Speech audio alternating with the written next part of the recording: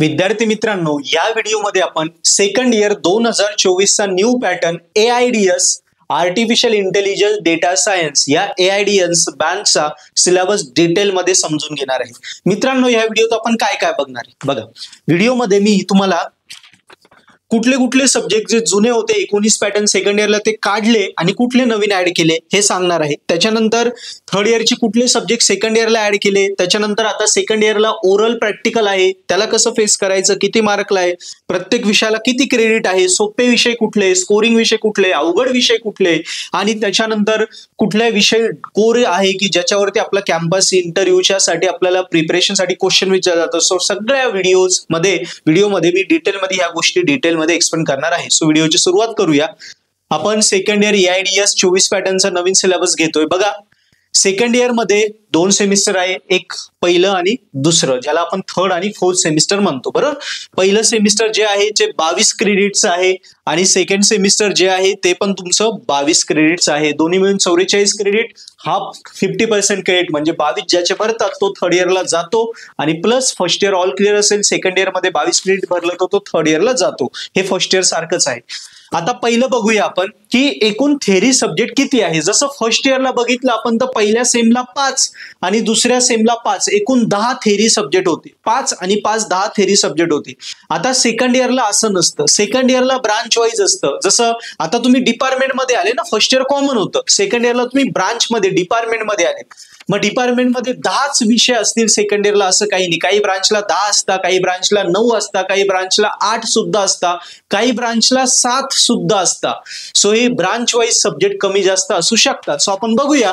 पण फर्स्ट इयरला 10 होता, तो इकडे कमी जास्त असू शकतो. इकडे बघूया. आता बघा, सेकंड सेमला बघा, हे 30-70 म्हणजे सब्जेक्ट. 30 मार्काची इन सेम, स्ट्रक्चर सेम आहे. 30 मार्काची इन सेम, 70 मार्काची एंड सेम, 30 मार्काची इन सेम कॉलेज कंडक्ट करतं CCE थ्रू, आणि एंड सेम 70 मार्काची युनिव्हर्सिटी कंडक्ट करतं जिथे आपला गाडा फसतो. सो 28 मार्कला कंपल्सरी पासिंग. ओके, जे आपले डिसेंबर मध्ये होणार आहे एंड सेम.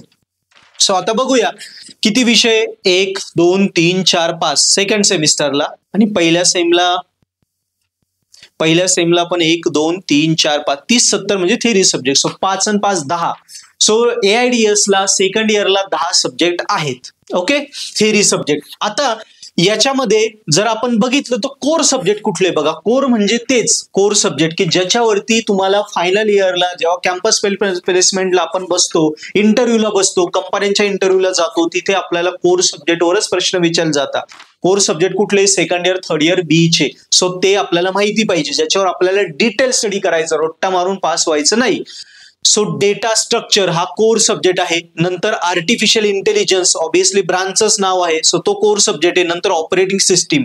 ओके, हे 3 कोर सब्जेक्ट आहे ज्याच्यावरती तुम्हाला इंटरव्ह्यूला क्वेश्चन विचारले जातात. पण तरी मी सांगेल OS एवढं महत्वाचं नाहीये. हे 2 जे आहे, डेटा स्ट्रक्चर आणि AI, हे 2 जास्त महत्वाचे, यांच्यावरती इंटरव्ह्यू क्वेश्चन असतात नेहमी. नंतर मग अजून 2 सब्जेक्ट तुमच्याकडे, एक ओपन इलेक्टिव्ह डिजिटल फायनान्स नावाचा आणि एक आहे डिजिटल इलेक्ट्रॉनिक्स लॉजिक डिझाईन. हा नवीन सब्जेक्ट तुम्हाला ह्या वर्षी ऍड केला आहे. ओके, सो बघा, हे असे 5 सब्जेक्ट आहे तुम्हाला ज्याच्यावर 30-70 मार्काची तुमची एक्झाम होणार आहे. आता बघूया, हा जो सब्जेक्ट आहे डेटा स्ट्रक्चरचा, हा मागच्या वर्षी म्हणजे सेकंड इयर 2019 पॅटर्नला हा फोर्थ सेमला होता. फोर्थ सेमला तो आता थर्ड सेमला आणलाय, थर्ड सेमला. आणि या सब्जेक्टमध्ये डेटा स्ट्रक्चर सोबत अल्गोरिदम ऍडेड होते. आता या वर्षी सिलेबस मध्ये अल्गोरिदम कट केलंय, फक्त डेटा स्ट्रक्चर ठेवला आहे. आता बघूया, आता नवीन सब्जेक्ट कुठले ऍड झाले, हे 2. हे तुम्हाला कधीच नव्हते AIDS ला, ते ह्या वर्षी ऍड केले आहेत. डिजिटल फायनान्स आणि digital electronics logic design DLD, हे 2 सब्जेक्ट या वर्षी ऍड केले सेकंड इयरला. हे आतापर्यंत AIDS ला नव्हते. हे 2 नवीन सब्जेक्ट ऍड केले. क्लिअर आहे. आता सेकंड सेमला जाऊया, म्हणजे फोर्थ सेमला. इकडे बघा, हा DBMS थर्ड इयरचा सब्जेक्ट आहे. म्हणजे आता तुमचे जे सिनियर आहे थर्ड इयरला, त्यांना तो सब्जेक्ट आहे, तोच तुम्हाला सेकंड इयरला, म्हणजे थर्ड इयरचा सब्जेक्ट सेकंड इयरला आला, DBMS. नंतर डेटा सायन्स ऑब्विसली हा तुमचा कोर सब्जेक्ट आहे. स्टॅटिस्टिक अँड प्रोबॅबिलिटी हा सेम सब्जेक्ट आहे, जो मागच्या 19 पॅटर्नला स्टॅटिस्टिक नावाने होता, तोच आता स्टॅटिस्टिक आणि प्रोबॅबिलिटी नावाने आहे. स्टॅटिस्टिक तो सेम सब्जेक्ट, फक्त नाव चेंज झाले. Statistic and probability subject same आहे. नंतर प्रोजेक्ट मॅनेजमेंट हा सॉफ्टवेअर इंजिनिअरिंग म्हणून होता, तोच प्रोजेक्ट मॅनेजमेंट आहे. आणि हा एम्बेडेड सिस्टीम आपल्याला, हा एम्बेडेड सिस्टीम हा एक नवीन सब्जेक्ट ऍड केला आहे. हा शक्यतो इलेक्ट्रॉनिक्स ENTCच्या मुलांना असतो, तो इथे आपल्याला आता AIDS मध्ये एम्बेडेड सिस्टीम हा एक नवीन सब्जेक्ट ऍड केलेला आहे.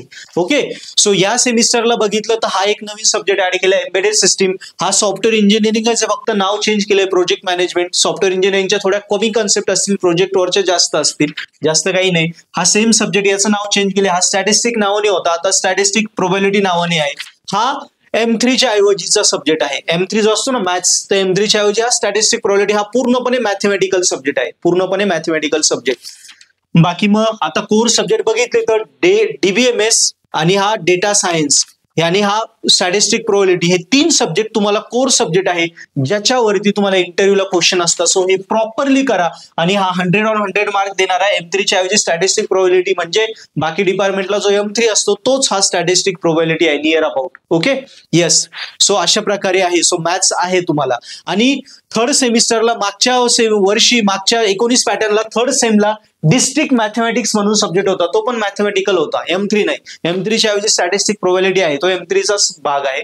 पण इथे डिस्ट्रिक्ट मॅथमॅटिक्स म्हणून एक सब्जेक्ट होता, तो या सेमिस्टरला आता काढलेला आहे. तो सब्जेक्ट कुठला काढलेला आहे? District mathematics. ओके, सो बघा त्याच्यानंतर आता सोपे सब्जेक्ट कुठले जे स्कोरिंग होऊ शकता, कुठले कोर आहे मी ते सांगितलं, ज्याच्यावर तुम्हाला लक्ष द्यायचं. बघा अवघड मध्ये डेटा स्ट्रक्चर हा एक टफ सब्जेक्ट आहे, आणि DLD हे 2 टफ सब्जेक्ट आहे, यांना मार्क कमी पडतात, त्यांना चांगली प्रॅक्टिस करा. बाकी हे 3 AI, OS आणि डिजिटल फायनान्स हे 3 एकदम स्कोरिंग आहे.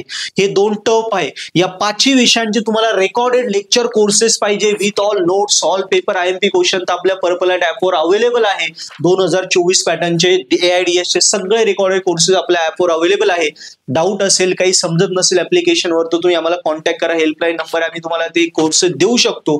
सो मी पुन्हा एकदा सांगेल, आत्तापासून अभ्यासाला लागा. फर्स्ट इयर गेलं ते गेलं, सेकंड इयरला आपण डिपार्टमेंटमध्ये आलो इंटरव्ह्यूसाठी, आपल्याला डिपार्टमेंटचे मार्क विचारले जातात. सो मार्क आणि CGPA चांगले ठेवण्यासाठी आत्ता अभ्यासाला सुरुवात करा, तेव्हा टॉपर होशाल. 1-2 महिने निघून गेल्यावर टॉपर होत नाही. आता 15 जून आहे, कॉलेज सुरू होणार आहे समजा 5 जुलैला. आता 15 जूनला अभ्यास सुरू केला, घरी आत सुट्ट्या आहेत, तर फायदा काय होईल? जेव्हा 5 जुलैला कॉलेज सुरू होईल, टीचिंग सुरू होईल, जेव्हा मुलं अभ्यासाला लागतील, तेव्हा तुमचे 2-2 सब्जेक्ट, 2-2 प्रत्येक विषयाचे 2-2 युनिटचे झालेले असतील. इन सेमचे 30 मार्काचं तुमचं ऑलरेडी काम झालेलं असणार. म्हणजे तुम्ही जेव्हा पोरं अभ्यासाला घेशाल तेव्हा 2 युनिट त्यांच्या पुढे असणार, 1 महिना पुढे असणार. म्हणजे विचार करा तुम्हाला किती फायदा होईल. 1 महिना पुढे असणार म्हणजे ऑब्व्हियसली वर्गात तुम्हीच पहिले येणार ना, बाकी पहिले नाही येऊ शकत. त्यामुळे मी सांगतोय तुम्हाला की आत्तापासून अभ्यासाला लागा. आणि कॉलेजमध्ये शिक्षक शिकवतील, मग आपण अभ्यास करू, पुस्तक येईल, त्यापेक्षा सगळं पर्पल ऍट ऍप्लिकेशन एकदम फास्ट आहे. कॉलेजच्या पुढे आम्ही आहोत. सो ऑलरेडी आम्ही कोर्सेस पण बनवून ठेवले, आपल्याकडे सिलेबस आहे, पुस्तकाची गरज नाही, त्या नोट्स आहे. एकदा कोर्स घेतला कुठल्याही विषयाचा की त्यात सगळं असतं. कॉलेज टीचर कडून समजलं नाही समजलं, इथे डिटेल मराठी हिंदीत शिकवलंय. सो एकदम बेस्ट लेवलला टीचरची गरज नाही पडत. तिथले रेकॉर्डेड लेक्चर आहे कॉलेज लेक्चरच्या ऐवजी. सेकंड, पुस्तकाच्या ऐवजी आपल्या डिटेल नोट्स आहे त्याच रेफर करायचं, त्याच्या बाहेर काही येत नाही. सॉल्व पेपर, इथे एक पेपर आम्ही सॉल्व्ह करून दिला युनिव्हर्सिटी पॅटर्न वाईज नुसार, तो रेफर करा, तसंच सोडवायचं. IMP क्वेश्चन दिले, पेपर पॅटर्न दिले, पेपर कसं सोडवायचं त्या ट्रिक दिलाय, सगळं काही दिलंय. सो तेवढंच केलं तर त्याच्या बाहेर काही येत नाही. तुम्ही वर्गात काय युनिव्हर्सिटीत पहिले येणार, 100 on 100 मार्क पाडणार. एवढे भारी भारी टॉप लेवलचे सगळ्यात जास्त कोर्सेस आपल्या पर्पल ऍपवरच आहेत प्रत्येक ब्रांचचे. सो लगेच अभ्यासाला लागून जा. येस. सो आता बघूया, हे 2 टफ सब्जेक्ट आहे, बाकी एकदम स्कोरिंग सब्जेक्ट आहे. इकडे जर आलो तर बघा DBMS हा थोडा टफ सब्जेक्ट आहे. त्याच्यानंतर स्टॅटिस्टिक प्रोबॅबिलिटी हा पूर्ण M3 आहे, स्टॅटिस्टिक मॅथमॅटिक्स आहे. हे 2 तुम्हाला प्रॉपरली करायचे. डेटा सायन्स सोपा आहे. एम्बेडेड थोडा टफ आहे, एम्बेडेड पण टफ सब्जेक्ट आहे. तर या सेमला 3 थोडे टफ सब्जेक्ट जे तुमचे मार्क घालू शकता. हे एकदमच सोपे आहे दोघं, डेटा सायन्स आणि प्रोजेक्ट मॅनेजमेंट. आणि स्टॅटिस्टिक प्रोबॅबिलिटी तर डायरेक्ट 100 on 100 मार्क देऊ शकतो, प्रॉपरली करा, कारण मॅथ्स ज्याला मॅथ्स आवडतं त्याला ते आहे. आता थेरी संपला, आता बघूया ओरल प्रॅक्टिकल. बघा ओरल प्रॅक्टिकलचं कसं आहे की आतापर्यंत फर्स्ट इयरला ओरल प्रॅक्टिकल नव्हते, आता इकडे ओरल प्रॅक्टिकल असतात. पहिल्यांदा बघून घेऊया क्रेडिट. जसं फर्स्ट इयरला प्रत्येक विषयाला क्रेडिट होतं, इथे पण बघा डेटा स्ट्रक्चरला 4 क्रेडिट आहे, AI ला 3 आहे. अशा प्रकारे क्रेडिट्स दिले. टोटल झालं सेमिस्टर 22 क्रेडिटचं, ते तुम्ही बघून घ्या. आता येऊया मेन कॉन्सेप्टवर, ओरल प्रॅक्टिकल. टर्म वर्क तर फर्स्ट इयरला होते, तसंच टर्म वर्क इकडे पण आहे, लिहायचं काम, त्याचं काही अडचण नाही. राहिलं प्रॅक्टिकल. बघा आता डेटा स्ट्रक्चरचं 25 मार्काचं प्रॅक्टिकल आहे. प्रॅक्टिकल म्हणजे ते कोड परफॉर्म करायचं, प्रोग्रामिंग परफॉर्म तुम्हाला करायची, 25 मार्काचं आहे. ओरल AI ची 25 मार्काची ओरल आहे. त्याच्यानंतर डिजिटल फायनान्सची पण 25 मार्काची ओरल आहे. सो ओरल प्रॅक्टिकल काही काही सेमिस्टरला 50 मार्काचे पण असतं ओरल प्रॅक्टिकल. इथे 25-25 मार्कचे, कदाचित या सेमला 50 मार्कचे असतील. नाही, या सेमला पण प्रॅक्टिकल आहे, डीबीएमएसचं 25चं, ओरल आहे 25चं. सो 50 मार्क्सचं तुम्हाला नाहीये. AIDS ला सेकंड इयरला सगळे 25 मार्काचेच ओरल प्रॅक्टिकल आहे. आता ओरल प्रॅक्टिकलचा काय फायदा होतो? थेरीमध्ये 100 मार्काचा पेपर लिहून पण आपल्याला 50-60 मार्क पडतात, पण ओरल प्रॅक्टिकल हे असं आहे का 25 मार्काचं आहे, 25 पैकी 10ला पासिंग आहे, बरोबर. वेगळा काही अभ्यास करायचा नाही. थेरीचा अभ्यास केला, ओरल प्रॅक्टिकलचा अभ्यास होऊन जातो, कारण थेरीतलेच क्वेश्चन ओरलला विचारतात. आणि थेरीचा अभ्यास केला, प्रॅक्टिकलला व्यवस्थित प्रॅक्टिकल परफॉर्म केले, कोडिंग केली तर प्रॅक्टिकल रन करता येतात. सो ओरल प्रॅक्टिकलला तुम्हाला 25 पैकी 20-22 मार्क इझिली पडतात. आणि 25 पैकी 20-22 मार्क म्हणजे ते 80 ते 90% मार्क झाले, जे थेरीला पडत नाही. त्यामुळे तुमचा CGPA वाढण्यासाठी, स्कोरिंग होण्यासाठी खूप मदत ओरल प्रॅक्टिकल करतात. त्यामुळे ओरल प्रॅक्टिकल सेकंड इयर पासून एक भारी कन्सेप्ट असतो, त्याच्यामुळे आपले मार्क वाढतात. आणि मित्रांनो, ओरल प्रॅक्टिकल कसा स्टडी करायचा, ओरल प्रॅक्टिकलची एक्झाम कधी आहे, कसा त्याला क्रॅक करायचं, या रिलेटेड मी डिटेल व्हिडिओ कालच दिलेला आहे. तो जर तुम्ही बघितला तर तुम्हाला आयडिया क्लिअर होऊन जाईल. सॉरी, आज संध्याकाळी देणार आहे मी 9 वाजता. बघा, तुम्हाला आयडिया येऊन जाईल की ओरल प्रॅक्टिकल कसं आउट ऑफ मार्क घ्यायचे. सो मित्रांनो, अशा प्रकारे हे तुमचा सिलेबस होता. मी इथे डिटेलपणे एक्सप्लेन केलेला आहे. आता लास्ट कन्सेप्ट राहिला, ओपन इलेक्टिव्ह म्हणजे काय. ओपन इलेक्टिव्ह, ओके, मी ऑलरेडी कालच्या व्हिडिओत संध्याकाळी 9 वाजता मी सांगितलं ओपन इलेक्टिव्ह काय, तरी शॉर्ट मध्ये सांगतो. ओपन इलेक्टिव्ह म्हणजे इथे जसं डिजिटल फायनल दिला आहे या सेमला, आणि पुढच्या सेमला ओपन इलेक्टिव्ह आहे प्रोजेक्ट मॅनेजमेंट. ओपन इलेक्टिव्ह म्हणजे काय, हे कंपल्सरी सब्जेक्ट आहे. DBMS, डेटा सायन्स, प्रोबॅबिलिटी आणि एम्बेडेड सिस्टम हे कंपल्सरी, पण एक ओपन इलेक्टिव्ह असतो. ओपन इलेक्टिव्ह म्हणजे काय, इथे लिस्ट असते 5-6 सब्जेक्टची, त्याच्यापैकी एक तुम्हाला सिलेक्ट करायचं असून त्याची एक्झाम द्यायची असते. मग आता एका वर्गात 60 पोरं आहे, तर प्रत्येक जण वेगवेगळा पण सब्जेक्ट सिलेक्ट करून वेगवेगळे पण पेपर देऊ शकतो. याला म्हणतो ओपन इलेक्टिव्ह. ओपन इलेक्टिव्ह हा अदर ब्रांच किंवा जनरल व्यवहाराच्या रिलेटेड सब्जेक्ट असतो. तो ब्रांच रिलेटेड असेल असं नाही, पण तो स्कोरिंग असतो. ओके, सो अशा प्रकारे हे AIDS चा सेकंड इयरचा सब्जेक्ट मी डिटेलमध्ये इथे एक्सप्लेन केला. मित्रांनो, काही डाऊट असल्या कमेंटमध्ये लिहा. चॅनल नक्की सबस्क्राईब करा, कारण तुमचं सबस्क्रिप्शन आम्हाला एनर्जी देतं. आणि इंजिनिअरिंग मध्ये बेस्ट करण्यासाठी पर्पल हॅट हा बेस्ट चॅनल आहे. पर्पल हॅट हा बेस्ट ॲप आहे, ज्याच्यावरून तुमचं स्टडी आम्ही इझिली करून घेतो. सो नक्की मित्रांना व्हिडिओ सजेस्ट करत जा, शेअर करत जा आणि अभ्यासाला लागा. आजपासून सुरुवात करा. कोर्सेस आपल्या 24 पॅटर्नचे आपल्या पर्पल हॅट ॲपवर अवेलेबल आहे. रेकॉर्डेड कोर्सेस घेऊन अभ्यासाला लागा. कुणाची वाट नका बघू. वर्गात पहिले या. डाऊट आला, हेल्पलाईन नंबर आहे, आम्हाला कॉन्टॅक्ट करा. थँक्यू.